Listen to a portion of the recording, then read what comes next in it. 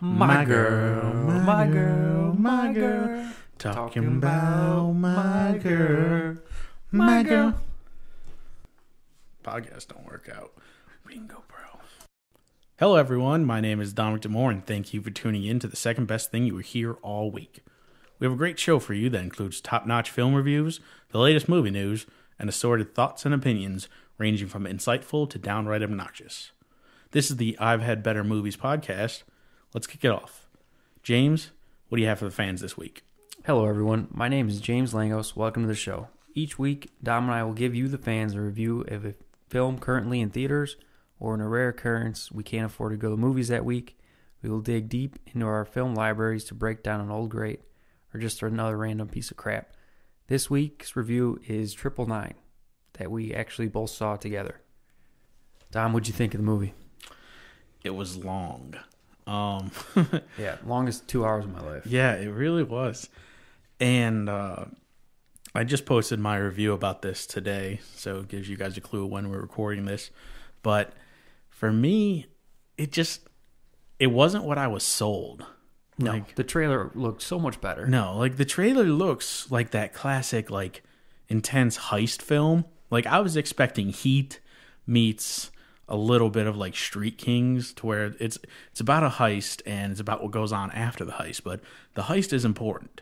In this movie, spoilers, we're going to talk about some spoilers in this movie just so you guys know. So if you want to tune out and check back in maybe in about 2 to 4 minutes, we should be over. But as far as the movie opens up with a great heist scene, the one that you see in the trailers for the most part, the amazing scenes, where they have that red smoke coming out and they all get covered in it. That looked amazing. The first bank one. Mm-hmm.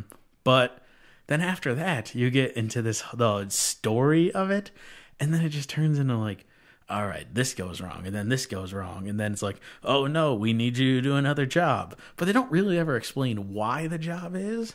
Yeah, I mean, they lightly touch on it when they start talking about Kate Winslet's husband that's in prison and trying to get him out, but you still don't understand what that information is that they're getting out of the second robbery. Yeah, I know they're floppy disks or something like that, yeah. And I'm sure there was vital information that if I read what it said. First off, who uses a floppy disk anymore? Well, they were stealing from a government facility, so. But yeah, acting performance wise, it was a big cast. While the movie felt long, it was a semi-short runtime at only 2 hours, considering how large the cast was. So you're gonna have to expect that some people get cut short, but it felt like a lot of people got cut short. I mean, yeah, Paul's part was not long at all. No, he was more of just an annoying character that seemed to worsen the movie. Exactly. He's one of those characters that you're supposed to feel for, because he loses his brother in the movie, and he's got this addiction, and he used to be a cop, and he fell out of it. He's got some stupid haircut. Yeah, so you're supposed to feel for him, but you just don't. You're all right, no, I don't even care if you're on screen anymore. You're that unimportant to me. Then they kill off Norman Reedus early. He got 5 minutes of screen time, maybe. I thought Chiwetel Ejiofor was fine. Yeah, there was nothing special about his performance.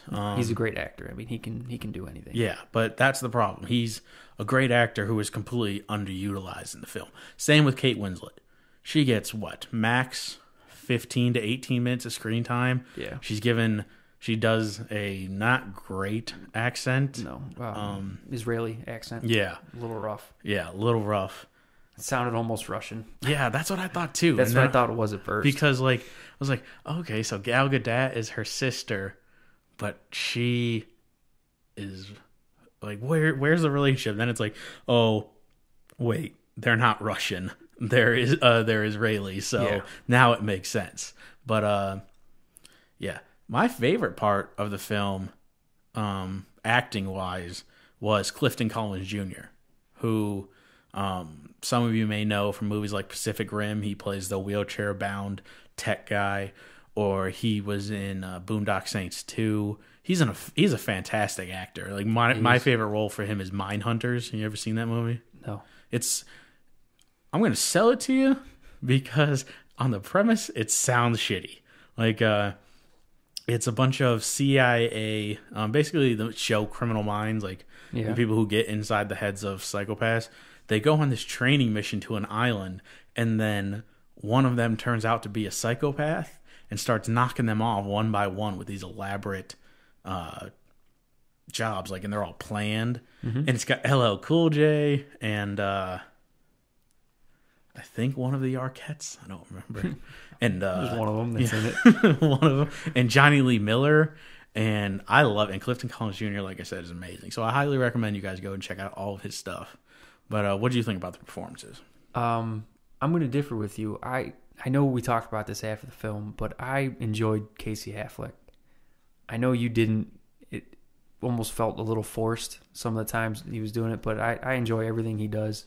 And they did a nice job making you feel for him and wanting more of his character. Yeah, no, I don't disagree with you. Like, Casey Affleck, much like Chiwetel Ejiofor, he was not bad. It's one of those things where I probably went into the movie with too much expectations.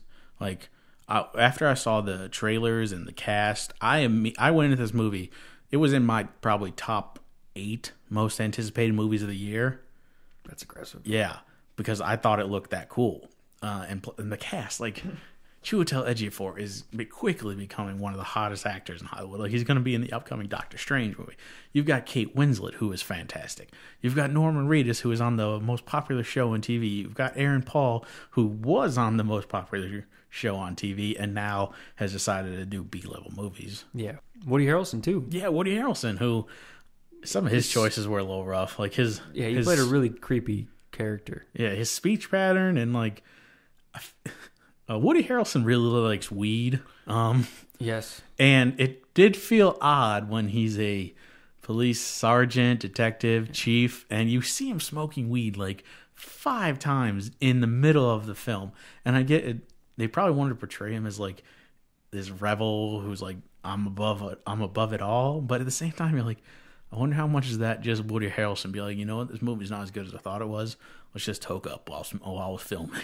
Yeah. Yeah. But one of the other things I really liked, I don't know if you enjoyed this as much as I did, but there were moments where like they go very tactical in like with how they treat gangs, or they're doing a raid on a drug house at one point looking for a suspect, or they have a warrant for him. And from what I heard, I listened to the director talk about this the other day. He actually said they went and researched with actual police officers. So all the tactical moves they're making, where at one point they formed this like shielded one-person thing where Casey Affleck is calling out, okay, person 1 goes left, person 2 goes right, person 3 stays behind. And they go through an entire house searching like that. And it was awesome to see. Like, yeah, they did a really nice job of reenacting probably what most actual police officers go through. It reminded me of End of Watch. Yeah. Some of the action sequences were really well thought out. Yeah, no, it had a great feel that way. But so let's go rating. I'm going to go Oh, sorry. Real quick, just to interrupt. For those of you who don't know, we rate all of our movies on a scale of 1 to Good Will Hunting because we think that Good Will Hunting is one of those transcendent films that it's very tough for us to find something wrong. But it's been called to my attention that we are not the originators of this idea. It was actually James' brother, Steve, who suggested the idea, and then it somehow was manipulated into what we now use today. So a quick shout out to Steve, who will be on the podcast eventually, so he can gloat and give his own ratings on these movies. But until that time, Steve, suck it, or recording. So on our scale of 1 to Good Will Hunting, James, what's your score? By the way, it was not stolen, it was borrowed. Okay. My scale for this movie is probably a 5. 5? 5. That's a middle of the pack score right there. Yeah. It just felt like another action movie for me. Nothing special. Yeah. I get that. I think my scale is slightly different than yours. Yours is a bit broader. Like 5 is a little bit more average for you, or in my head 5 is reserved for like bad movies. Anything under 5 is reserved for like, holy shit, I should walk out of the movie theater while I'm watching this. So my scale, on a scale of 1 to Good Will Hunting, is 6.5 apples. It's fair, not too far off from no, that. Exactly. I did struggle. I was going back and forth between 7 and 6.5, but then I was thinking, like, in my head, I was like, okay, what other movies have I seen this year? Not nearly as good as 13 Hours. Wouldn't even put it up there with How to Be Single. Yeah, so interesting. So those were our ratings. If you saw 999, let us know what you thought of the movie. You can either go to www.ihbpodcast.com and leave a comment on my review, or you can contact us on Twitter and give us your full review by using the hashtag IHBMovies, or tweet us directly at IHBPodcast.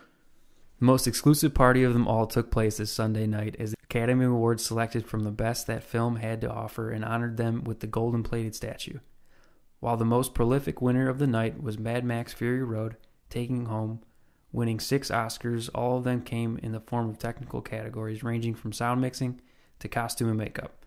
The Revenant took home the second most golden trophies for Best Director, Alejandro Inarritu, Best Cinematography, Emmanuel Lubezki, finally winning an Oscar, Leonardo DiCaprio, for Best Actor. Spotlight took home the main prize by winning Best Picture as well as Best Original Screenplay. Among other winners for the performance was Brie Larson for Best Actress in the Room, Mark Rylance for Best Supporting Actor in Bridge of Spies, and Best Supporting Actress Alicia Vikander for Danish Girl. Dom, what are your takeaways from the 88th Annual Academy Awards? First takeaway, much like the review of 999, was, oh my God, was this long? So many commercials. Yeah, this is the first time I've actually watched the Academy Awards, mainly for this podcast. So, not something I usually do because I'm not one for acceptance speeches and stuff by millionaires who, and that stuff. But yeah, it was long. What was the runtime? It started at 8:30 and it didn't get 8:30? over till midnight. Yeah. So, it was rough. The musical performances weren't needed. I didn't need to hear Sam Smith sing. The Lady Gaga performance was moving. I'm not sure if you heard about that. She brought victims of sexual assault on stage with her. So that was actually very cool to see. So I would have left that one in. But you didn't need Sam Smith singing. Dave Grohl, he did the In Memoriam. He played Blackbird by the Beatles in an acoustic version. That was really cool. So that's some of the show-wise. Yeah, that stuff's worth doing. Yeah. Chris Rock was, in my opinion, okay. He definitely talked about the Oscars so white. Like, it was a constant thing. Like, it felt like 90% of the jokes were about it. Some of them hit. I don't think it was his best performance. It was one of those things where it's the Oscars. How funny are you really going to be? Yeah, I think he had a lot of pressure on him too. Yeah, he gave a couple of good zingers, and he's also that controversial comedian where he'll talk about some weird stuff, like Louis C.K. kind of will. Like at one point, he talked about how back when there were real protests, they weren't worried about if somebody got nominated for an Oscar. It was people getting worried about being lynched and raped. So that was one of those things where it made you feel uncomfortable because of the joke he was telling, but you appreciated it because it's one of those things where, like, hey, Chris Rock is making a point, but also being funny. Aside from Chris Rock, who I thought was fine, none of the awards really surprised me. I thought Spotlight was going to win. On my picks, I think I went 13 for 19. We didn't do the foreign and short films and things like that. So, I was happy with it. Some of the other things I took away was obviously Leo. Yeah, how great was Leo finally winning? Yeah, it was great. He had a hell of a speech, too. He did. I thought he was going to tear up at one point, and then he got into the whole environment aspect of it. And like I said with Chris Rock, I'm not extremely political. I don't put my movie stars on a pedestal to where, if they talk about this topic, I clearly have to focus on it. So when they choose to take these moments and talk about something serious, I usually am like, okay, maybe like bring it to attention, but say your thank yous, accept the award. You're a millionaire. Go sit down. Yeah, but it's like you don't need an Oscar to voice your opinion. Exactly. But what I liked about Leo is he brought the movie into it. Like, the line that got me was, The Revenant is a movie about man's connection to nature, and we had to go to the southernmost tip of of South America in order to find snow. Yeah, they went to Argentina. So I thought that was nice. So, but yeah, his acceptance speech was good. What did you think of it? I actually did not watch it. I had to work. But Dom was texting me updates of who won. I did not do as well as he did. But I blame him for letting me know last minute that he was going to do it, and I was rushed. Hey, he was still respectable. Like I was almost 50%. Yeah. Plus, a couple of them were just I two of mine that I got wrong were for sound editing and sound mixing. Like I banked on Star Wars, but I'm not an expert in either of those fields to where I could really tell. So yeah, and I always tend to lean towards movies I've seen, and I didn't see enough of the movies this year. Yeah, but how about the winners? Does anybody surprise you or anybody stand out to you? I was glad that Ex Machina won. For visual effects. Visual effects. That was one of the semi upsets. I mean, it was going up against Star Wars and things like that. So. And the Academy doesn't like Star Wars at all. Yeah. So I was impressed that one won. Yeah. So was I. One thing that stood out to me was we have some really good young actresses coming up. Mm-hmm. Vikander is only 27, and Brie Larson, who took home Best Actress, is only 26. You still got Jennifer Lawrence out there, too. And you have Jennifer Lawrence out there. There's a lot of talent. Male actor, it's a little different. I think the youngest one there is probably Redmayne, but... Yeah, any idea how old he is? He's got to be mid-30s, right? I think early 30s. Probably fact check that eventually, and we'll probably be like way off. He's British. They always look older. A couple of things that really stood out to me. Lubezki, 3 in a row. He won for Gravity 3 years ago. He won for Birdman last year, or 2 years ago. He won for Birdman last year, and then he won for The Revenant this year. Alejandro Inarritu, 2 years in a row. That's only been done 2 other times in history. And not since the 1950s have we seen a director go back-to-back. Yeah, it's pretty crazy. Yeah. He's unbelievable.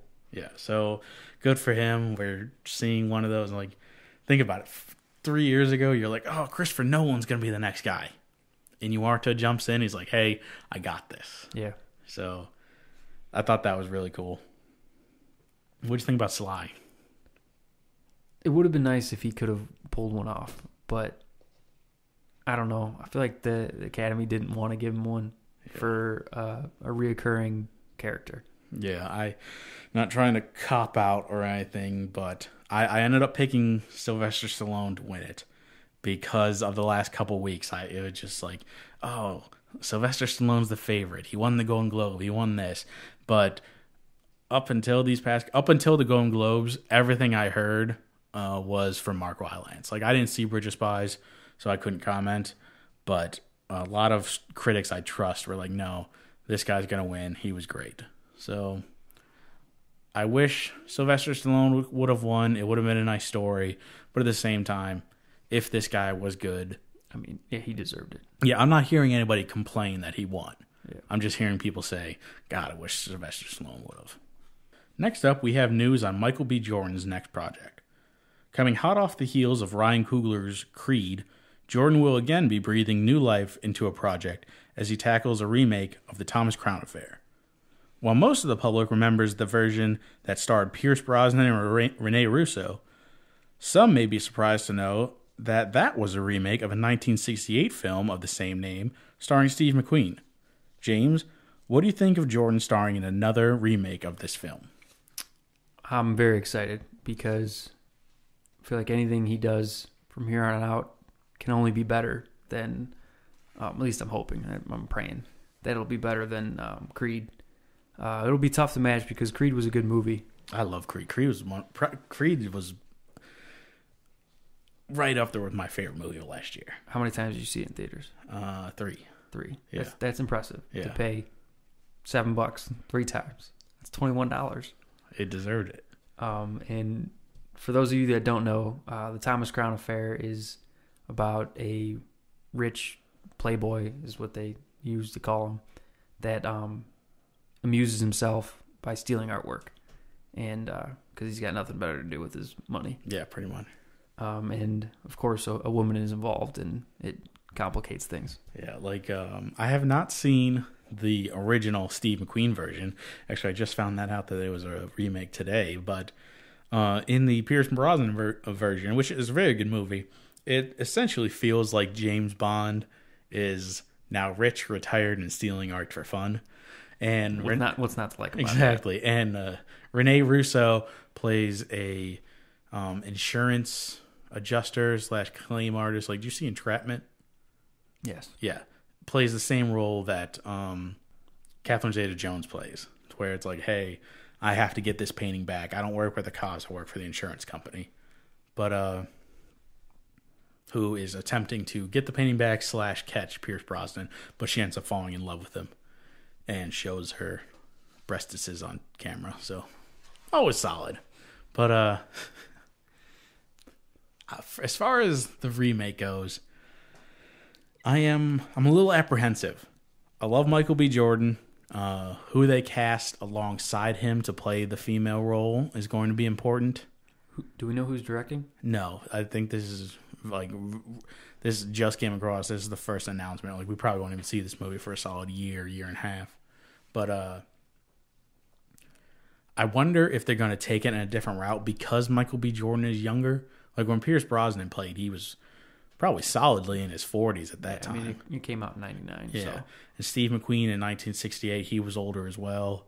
So I wonder if they're going to do like a new spin on it in like the tech age. Like, I could see him, they're going to have to. Instead of him being like the suave, suit wearing, like smooth talking, I could see them doing like a Zuckerberg version. Yeah. Where like tech savvy. Yeah, he wears hoodies and stuff like that. And like, he might wear suits occasionally because they'll probably keep a little bit of that classic feel, but it'll be much more like Silicon Valley related as opposed to like I think in the Brosnan version he gets his money from either mortgage firm or something like that. So yeah, some Wall Street type. So if they do something like that, I'll be excited for it. If not, I don't have much faith in the film. I think it'll be fine, but I'm pulling for Michael B. Jordan. Yeah, no, I absolutely am too. Trust me, I pulled with him so hard. I saw Fantastic Four, so that says a lot. I'm not that stupid. Next up, Fox has announced release dates for its major films over the next few years. However, noticeably missing is the classic Cajun X-Men character Gambit, which Channing Tatum has signed on to star in, and was originally expected to be released later this year. Dom, having a movie bump back is never a good thing, but considering the film does not even appear on the schedule, does this give you cause to worry about the film moving forward? Absolutely. I've said it before, I'm a big comic book fan, so any comic book movie that comes to the big screen, I'm going to see, a la Fantastic Four, as much as I regret it. But this makes me... I'm not sure we're ever going to actually get this movie. At least in the next couple of years. I think that they saw what Deadpool did, because originally this movie was given $150 million budget, which, wow, like, for a comic book movie isn't insane, but for a Gambit comic book movie where maybe 1/10 of the population who isn't comic book fans know who that character is, and that 1/10 who does, 5% of the at least half of them are because they saw him in the awful X-Men Origins movie played by Taylor Kitsch. So I think it's a good thing because I think they saw what happened with Deadpool, and they're now thinking, okay, we have to bring this back a little bit. Maybe we scale down the budget and we make it a little bit grittier to where it's something the fans want. And also, I wouldn't be surprised if they throw in some F-bombs and some boobs. I'm wondering if they may have pushed it back because of Channing Tatum's schedule. I think he could be doing, or at least wanting to do, other movies instead of this one. Because I feel like he's trying to expand as an actor and do more roles.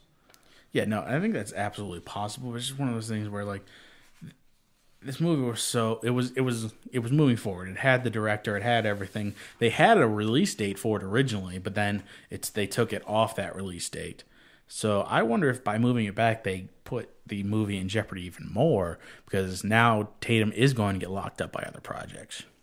Okay. Now maybe they don't want to do it with him. Yeah, it's hard to get away from Tatum's star power. Now Fox does have X-Men / superhero films coming out that are slated. For example, the third Wolverine movie is slated for 3/3/17.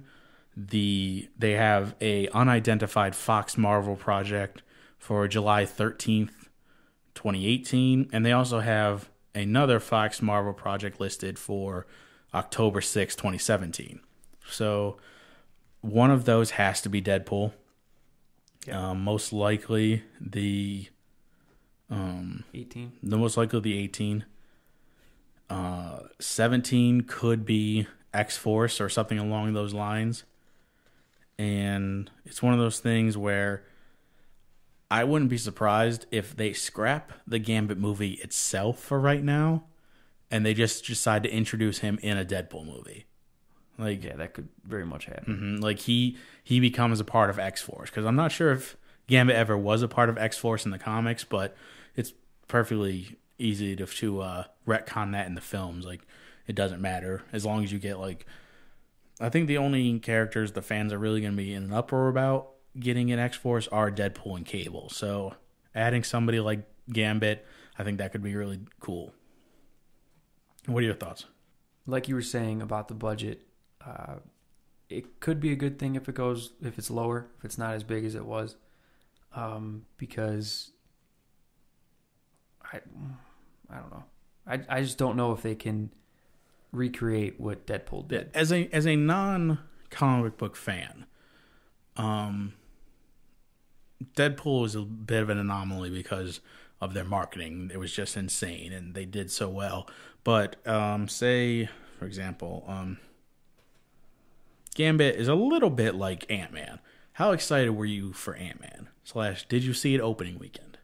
I did not see it opening weekend. Did you see it in theaters? I did not see it in theaters. See? So that's and Ant-Man was one of those ones. They did it smart. I think their budget was around $80 million or so. They made a decent amount of money. And no, they made money. I know Ant-Man made at least $400-500 million worldwide, so they did well. But it's one of those things, like, you get up past $100 million. Like I wrote in that one article, that means you have to make $30 million opening weekend at minimum. They also marketed towards kids for that movie too. I don't see Gambit doing that and lowering their budget. Yeah, no, that's going to play highly off of Channing Tatum's good looks, and you wonder how much that's going to carry in the comic book community. Yeah, sure, they'll probably get a little bit of a spike in the female vote, but I don't know if Channing Tatum's quite that pull to where, like, 22 Jump Street, sure, they made bank, but that's a comedy, and like Jonah Hill's in it. He's still riding his coattails from Superbad. Yeah, so it'll be interesting going forward. Obviously, I want to see the character because the character is cool. I have major concerns on whether or not Channing Tatum can pull off a Cajun accent, but hey, if we don't try it, we'll never know.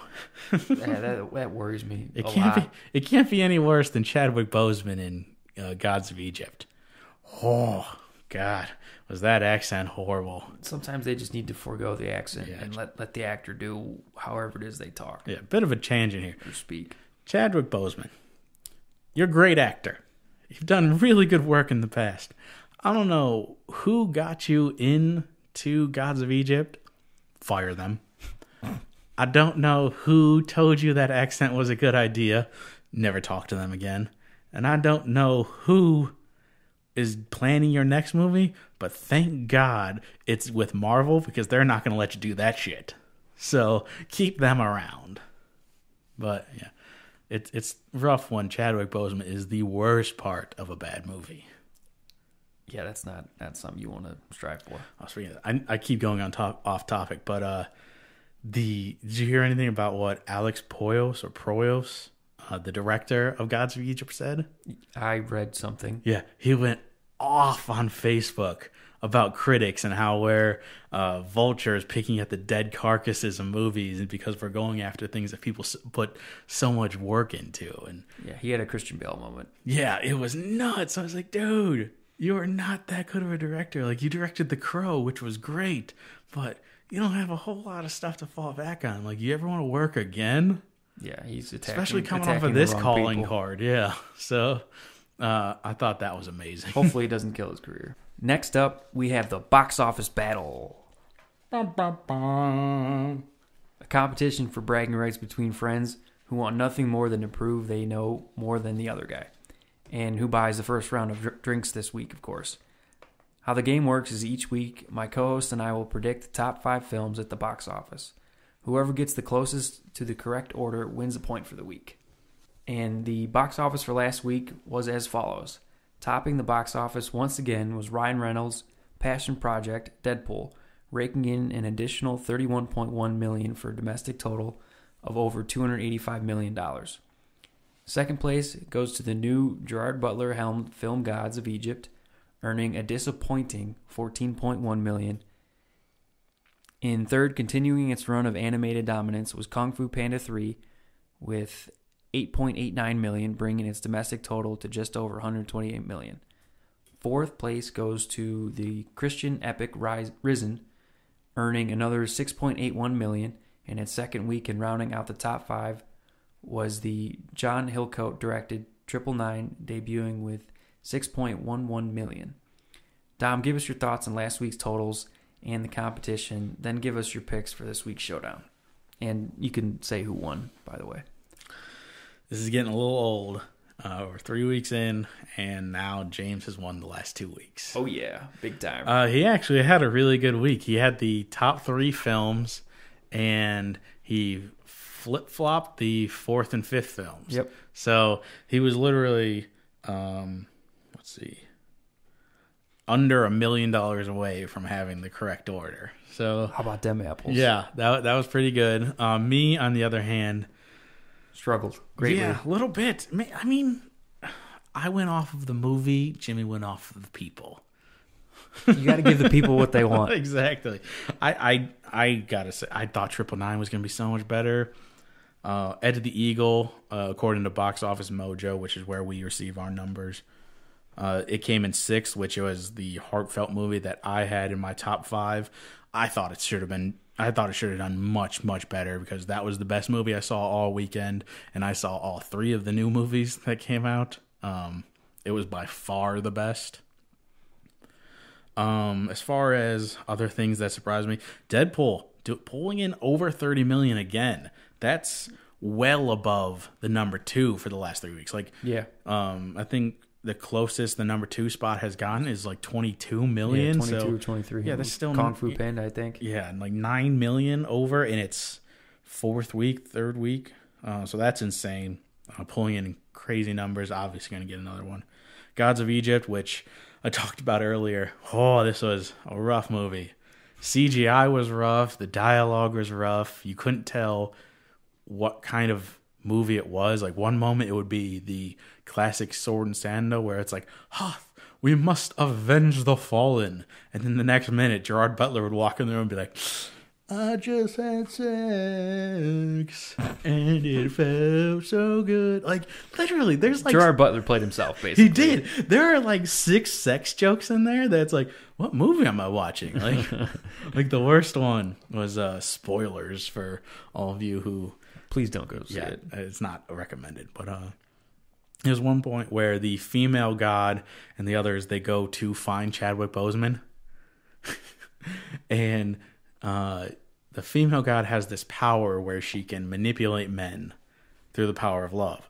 So Chadwick Boseman says, turn around, point your eyes that way.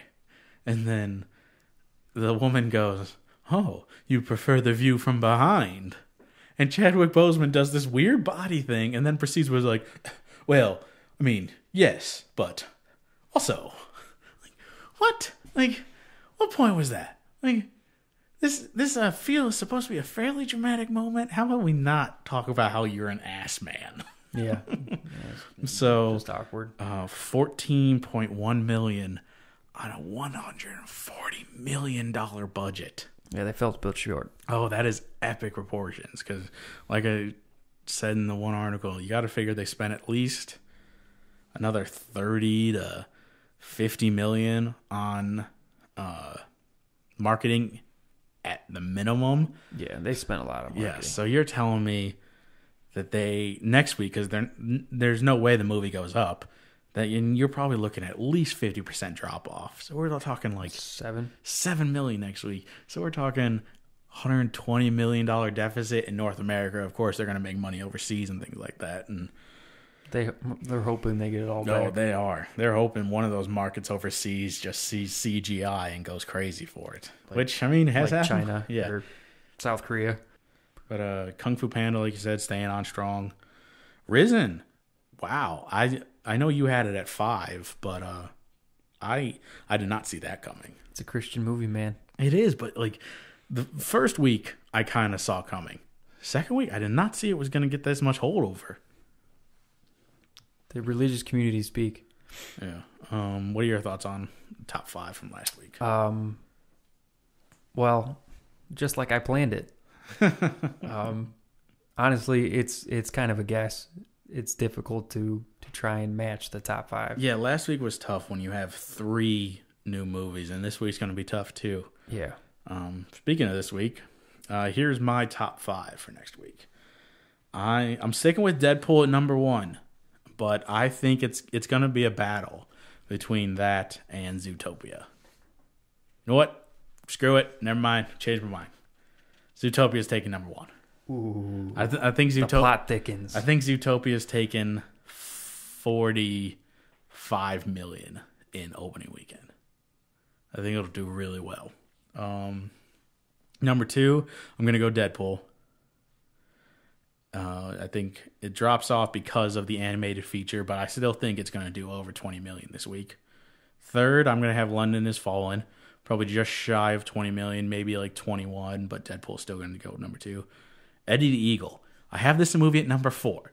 It's probably not going to be at number 4, but please, if you listen to this podcast, and that's roughly 37 of you, please go donate your money to this movie, because it is heartfelt.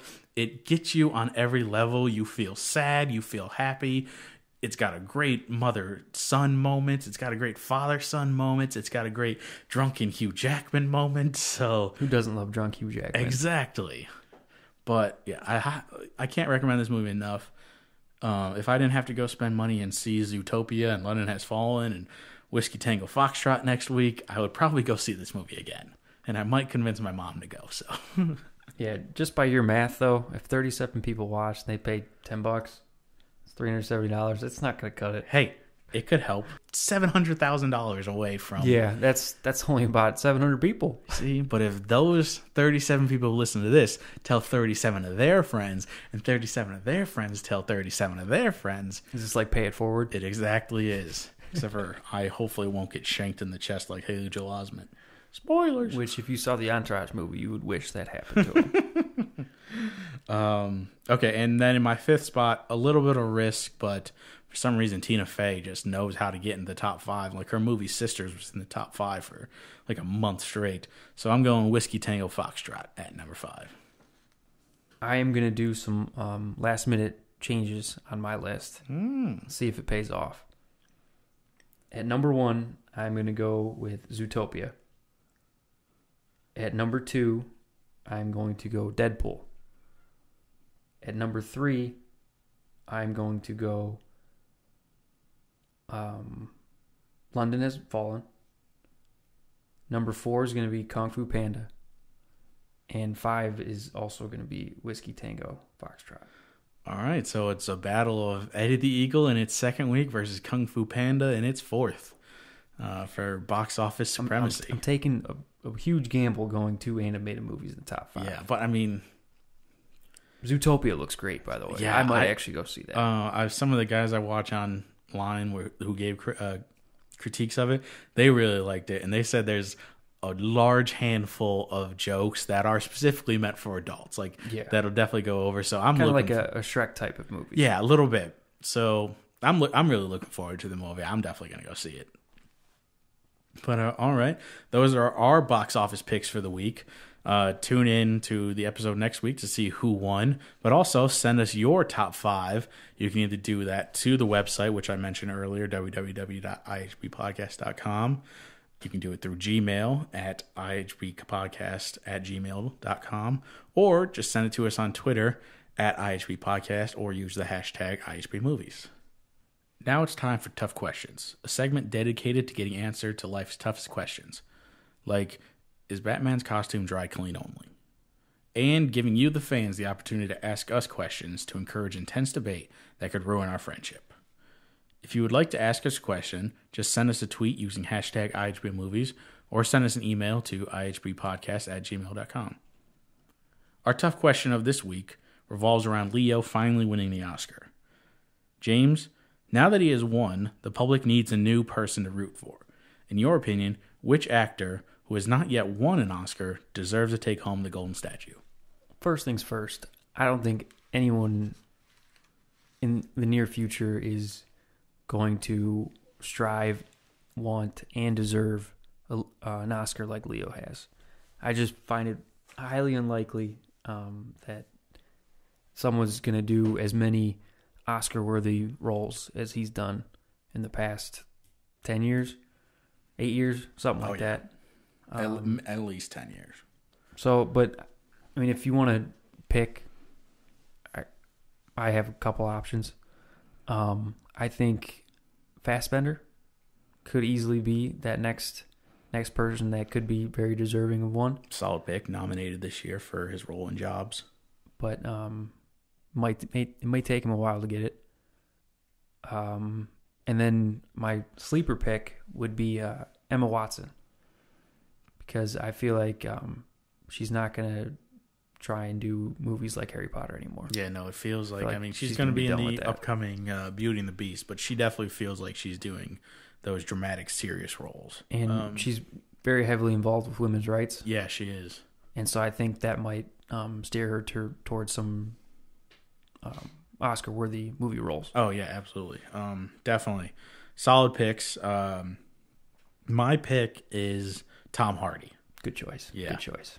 I think he's following a fairly similar career path to what Leo did. Just not as young. Yeah, he's not as young, but he was doing some bigger name movies early on. He was in some great movies that should have been nominated, like Warrior. I thought he should have been nominated for Warrior. Like Bronson, I thought he should have been nominated for that movie. But that was a crazy movie, by the way. It was. Very intense. But highly recommend that one. But now he's picking his movies a little bit more clearly. He was just nominated for the first time for The Revenant. I don't think he's going to win for a while, but I think he's going to keep churning out those movies that he's going to get nominated, he's going to get nominated, he's going to get nominated, and it's going to turn into Leo. I think it's going to be one of those things where it's like, we got to get Tom Hardy the Oscar. So I see him following that same pattern. I like your picks. I think Fassbender's a good one because he did the Inglourious Basterds. He did Jobs this year. He did Macbeth. And he's doing those Oscar bait like movies. He's also going to be in Assassin's Creed, so he's doing the big movies too. But you never know. It's going to be one of those situations like where, okay, I do one for the studio, then I get to do one for me. Like, he's probably going to start gaining, and that's the other thing with Tardy. I think he's gaining enough respect to where he's going to be able to pick and choose his roles. Yeah, I agree. So that'll be something interesting going forward. Watson, another good pick. Especially on the female side. It's a little tougher. Because there's so many good actresses right now. Yeah, there's so many good actresses, and also a lot of the good roles are going to the same ones. Like, you're getting J-Law in every movie. She's doing... Yeah. Well, she's also stuck with... who's the director of Silver Lining Playbook? Russell? Yeah, David O. Russell. And I feel like any movie he's doing, he's going to want her in it. So that might hurt her. I think it's already hurting her. I think she's getting a little bit overexposed, and I think it's starting to become a backlash. Like, I know there were people who hated Joy just because she was in it. Yeah. Like, they're like, oh, great, it's another Oscar movie for Jennifer Lawrence. Like, I'm not going to see this. Like, I'm not going to lie. Yep. I had a bit of that feeling. I didn't go see the movie because I didn't want to, and at that time I didn't have a podcast to talk about it on. So I wasn't going to spend my $10 to go see it.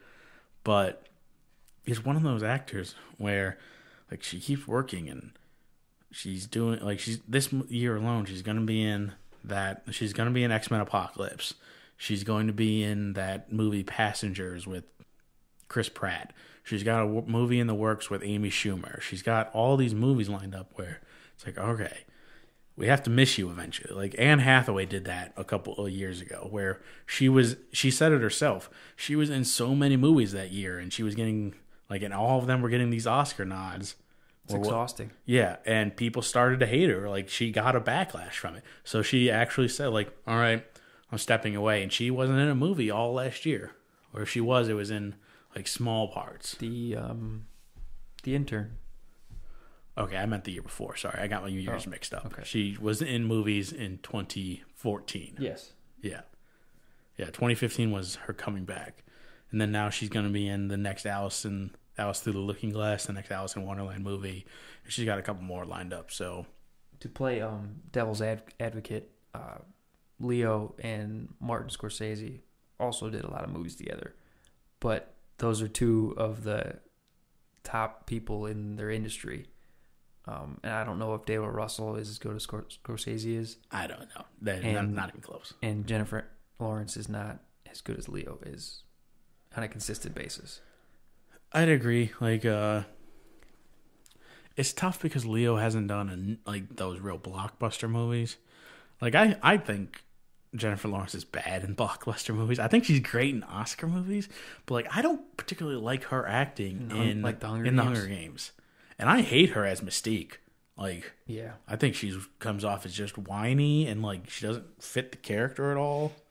And granted, it's a little bit different of Mystique than what I'm used to, like, in the old movies with Rebecca Romijn Stamos, or just Rebecca Romijn now. Yeah, she's divorced. She dropped the Stamos. I don't know how she got rid of John Stamos. That's crazy. Yeah. I mean, nobody can get rid of Stamos. Yeah. But, yeah, so I don't particularly like them. I would actually love to see Leo, now that he's got the Oscar, take a step back and do something weird. Like, yeah, I agree. Something fun. Yeah. Something, probably never do it, maybe a comedy. It would be something to see. I want to thank you all for tuning in. If you enjoyed the show, please like this episode and subscribe to the I've Had Better Podcast Network. Also, follow us on Twitter at IHBpodcast.com, and on Facebook, go like the I've Had Better Podcast page. Jim, tell the people how to find you. I'm on Twitter, and my handle is at @the_Kaiser_Soze. And don't forget to check out our website at www.ihbpodcast.com. And I am Dominic Demore. You can follow me on Twitter at Dom Demore. That's DOMDEMORE. And on Facebook at Dominic Demore. Jim, how was your show this week? I've had better. Good night, everybody.